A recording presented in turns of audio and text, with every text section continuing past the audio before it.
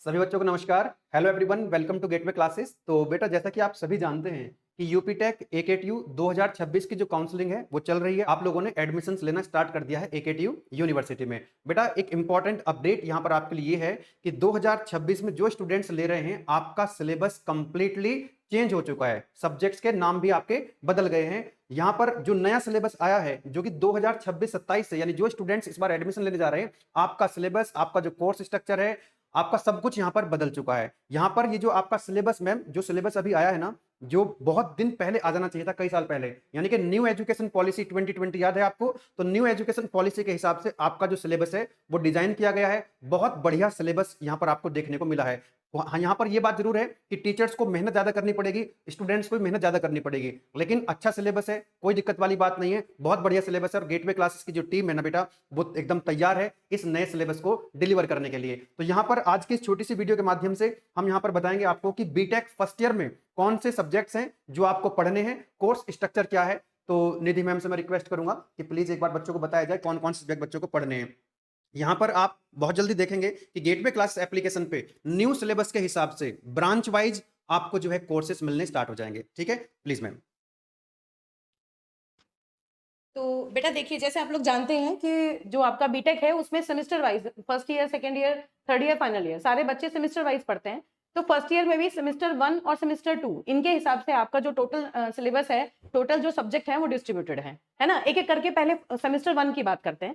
तो देखिए, first semester में आपको टोटल कौन कौन से सब्जेक्ट्स पढ़ने हैं वो आपको यहाँ पर आपके सामने आपको दिखाई दे रहे हैं। इसमें सबसे पहला जो सब्जेक्ट है, अच्छा एक और इम्पॉर्टेंट बात है कि यहाँ पर आपको कुछ सब्जेक्ट्स ऐसे हैं जो सारी ब्रांचेस के स्टूडेंट्स के लिए कॉमन होंगे, जिनका सिलेबस सारी ब्रांचेस के स्टूडेंट्स के लिए कॉमन होगा, है ना। और कुछ सब्जेक्ट्स ऐसे हैं जैसे कि फिजिक्स है, केमिस्ट्री है, और भी बहुत सारे सब्जेक्ट्स हैं जो ब्रांच स्पेसिफिक सिलेबस होल्ड करेंगे। मतलब अलग अलग ब्रांचेस के लिए सब्जेक्ट सेम रहेगा लेकिन उनका सिलेबस चेंज हो सकता है। तो बहुत जल्दी जैसे ही एकेटीयू सिलेबस रिलीज करती है तो उसके भी आप लोगों को कंप्लीट कंटेंट आपका, उसकी वीडियोस भी हम लोग आपके पास लेके आएंगे, जिससे कि आपको पता चले कि किस तरह से किस ब्रांच के स्टूडेंट्स को क्या सिलेबस किसी पर्टिकुलर सब्जेक्ट का पढ़ना है। तो खूब अच्छा डिटेल्ड कॉम्प्रिहेंसिव वो वीडियो, खूब अच्छा डिस्कशन उस पर होगा, जिससे कि पूरी क्लैरिटी स्टूडेंट्स को उसके बारे में मिल जाए।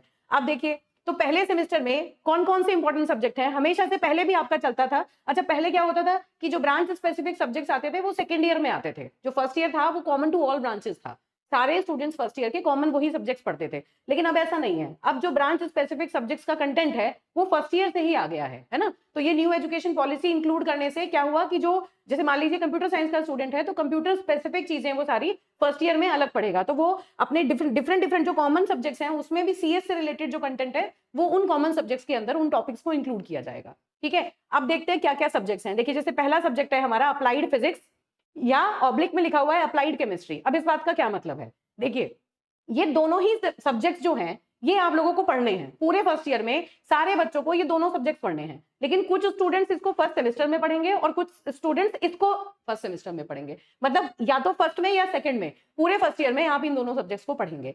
अब सवाल आता है कि कौन सा बच्चा कौन सी ब्रांच का किस सेमेस्टर में इसको पढ़ेगा। तो that will depend upon the branch and your college कि कौन से सेमेस्टर में कौन सा सब्जेक्ट कौन सी ब्रांच के स्टूडेंट्स पढ़ेंगे। ठीक है बेटा, तो ये दोनों सब्जेक्ट आपको पूरे फर्स्ट ईयर में पढ़ने हैं। कोई फिजिक्स पढ़ेगा, कोई केमिस्ट्री पढ़ेगा, और इसका जो सिलेबस है वो भी ब्रांच स्पेसिफिक हो सकता है। अब देखिए, इसमें ये जो 30 मार्क्स का है ये आपका इंटरनल एग्जाम होगा, और 70 मार्क्स का आपका एक्सटर्नल एग्जाम है, असेसमेंट है, और टोटल 100 मार्क्स का ये सब्जेक्ट है ना। 30 to 70 का इसमें रेशियो है, 3 क्रेडिट्स का सब्जेक्ट है। अब इसमें इंटरनल के लिए मैं बता देती हूँ स्टूडेंट्स को कि जो सेशनल मार्क्स आपके होते हैं, जो कॉलेज लेवल पर आपके कराए जाते हैं, उनके मार्क्स इसमें काउंट होंगे। आपकी अटेंडेंस, आपके असाइनमेंट्स, उन सब के बेसिस पे ये टोटल 30 मार्क्स आपको आपका कॉलेज देता है। और ये जो 70 मार्क्स हैं ये एक्सटर्नल एग्जाम है, मतलब आपका आउटसाइड सेंटर किसी दूसरे कॉलेज में आएगा, वहां पर आप अलग से देके आएंगे, और ये यूनिवर्सिटी से अलग से बाहर से इसका पेपर आता है, उसको बच्चे अटेम्प्ट करते हैं। तो ये टोटल मिला के 100 मार्क्स बनते हैं, और इसका 3 क्रेडिट का ये सब्जेक्ट है। इसी तरह अगला जो सब्जेक्ट आता है आपका वो आता है अप्लाइड मैथमेटिक्स 1। तो अप्लाइड मैथमेटिक्स 1 में कोई चॉइस नहीं है, सारे स्टूडेंट्स पूरा फर्स्ट ईयर जो होगा वो फर्स्ट सेमेस्टर में अप्लाइड मैथमेटिक्स 1 पढ़ेगा। अगेन, क्या इसका सिलेबस सेम होगा सारी ब्रांचेस के लिए? नहीं, that will also depend upon the branch, है ना। सेम हो भी सकता है, नहीं। जब आपका ब्रांच स्पेसिफिक सिलेबस आएगा, सारी ब्रांचेस के अलग अलग सिलेबस आएंगे, वहां पर ये देखने को मिलेगा कि अप्लाइड मैथमेटिक्स 1 का जो सिलेबस है वो ब्रांच स्पेसिफिक रहेगा या ब्रांच वाइज इसमें कुछ मॉडिफिकेशंस होंगे। ठीक है, अगेन इसमें भी इंटरनल असेसमेंट जो है वो 30 मार्क्स का है, 70 मार्क्स का आपका एक्सटर्नल एग्जाम होगा, और टोटल 100 मार्क्स का पेपर होगा। हाईएस्ट क्रेडिट जो है वो मैथमेटिक्स के ही है, यहाँ पर 4 क्रेडिट का मैथ्स आपका सब्जेक्ट यहाँ पर चलेगा, ठीक। फिर थर्ड आता है बेटा आपका फंडामेंटल्स ऑफ इलेक्ट्रिकल इंजीनियरिंग या फिर fundamentals of electronics engineering. Again जैसे फिजिक्स और केमिस्ट्री के लिए मैंने बताया था, ये दोनों सब्जेक्ट आपको पूरे फर्स्ट ईयर में पढ़ने होंगे, लेकिन ब्रांच के ऊपर डिपेंड करेगा, कॉलेज के ऊपर डिपेंड करेगा कि इन दोनों में से किस सब्जेक्ट को चलाया जाए। तो बेसिकली आपका कॉलेज जो है वो कॉम्बिनेशन ऑफ सब्जेक्ट्स को डिजाइन करेगा कि फर्स्ट सेमेस्टर में कौन कौन से सब्जेक्ट किन किन स्टूडेंट्स के चलेंगे, ठीक है। तो इन दोनों में से कोई एक सब्जेक्ट चलेगा। इसका भी सेम क्रेडिट है जैसे आपके यहाँ फिजिक्स केमिस्ट्री का था, 30 और 70 रेशियो में 100 मार्क्स का ये टोटल सब्जेक्ट होगा और 3 क्रेडिट इसको असाइंड है। फिर आता है आपका प्रोग्रामिंग लैंग्वेजेस।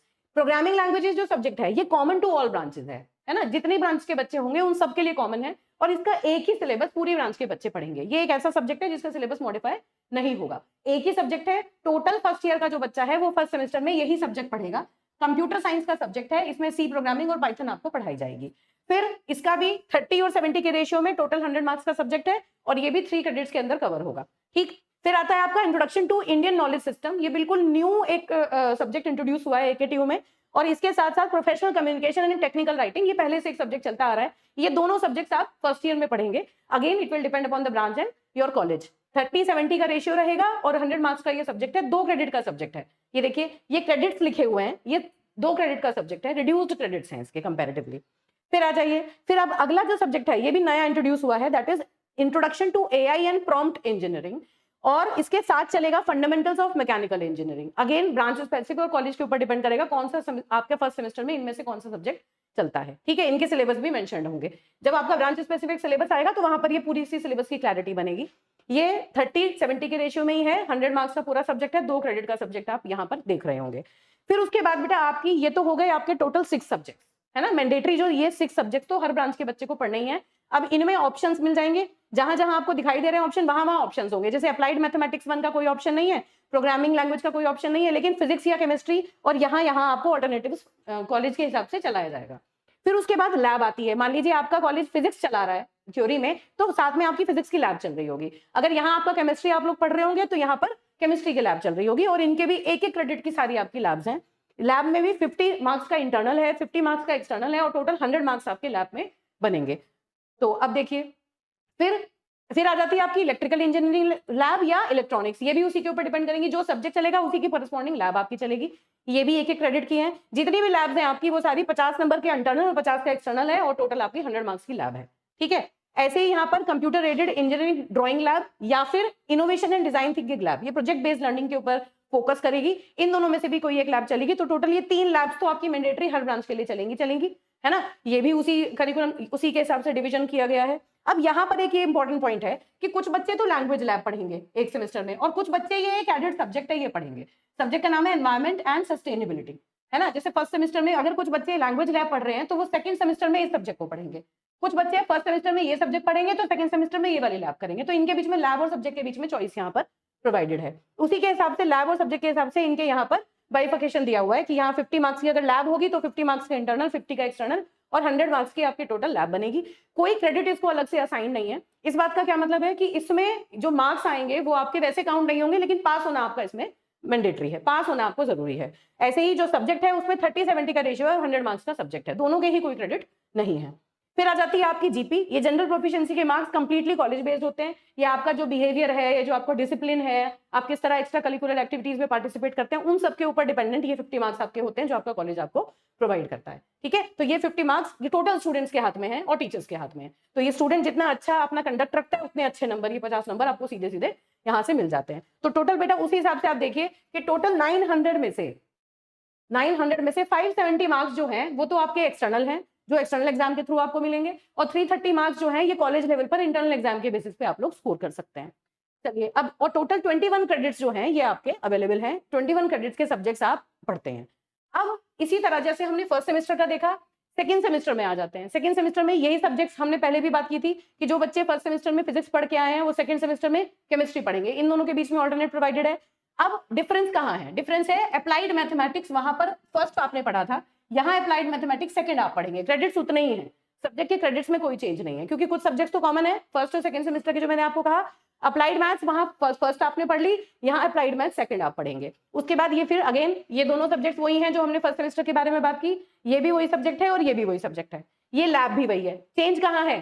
फर्स्ट सेमेस्टर में सारी ब्रांचेस के स्टूडेंट्स प्रोग्रामिंग लैंग्वेजेस पढ़ रहे थे, है ना, तो मतलब कंप्यूटर साइंस का जो एक एरिया है वो इन्होंने थोड़ा ज्यादा इंट्रोड्यूस किया है सारे ही बच्चों के लिए। जैसे पहले क्या होता था कि डेटा स्ट्रक्चर वो स्पेसिफिक बच्चे पढ़ते थे, अब क्या है कि अब डेटा स्ट्रक्चर सबको पढ़ना है। देखिए एसेंशियल्स ऑफ डेटा स्ट्रक्चर जो कंप्यूटर साइंस का सब्जेक्ट है, इसका अभी सिलेबस आएगा एग्जैक्टली इसमें क्या क्या चीजें हैं, तो ये कॉमन टू ऑल ब्रांचेस है, ये सारी ही ब्रांचेस के स्टूडेंट्स को यहाँ पर पढ़ेंगे आप लोग, ठीक है। तो प्रोग्रामिंग लैंग्वेजेस में सी प्रोग्रामिंग, पाइथन और डेटा स्ट्रक्चर का जो बेसिक इंट्रोडक्शन है, जो मुझे लगता है वो सारा फर्स्ट ईयर में हर ब्रांच के बच्चे को देने की कोशिश एकेटीयू कर रही है।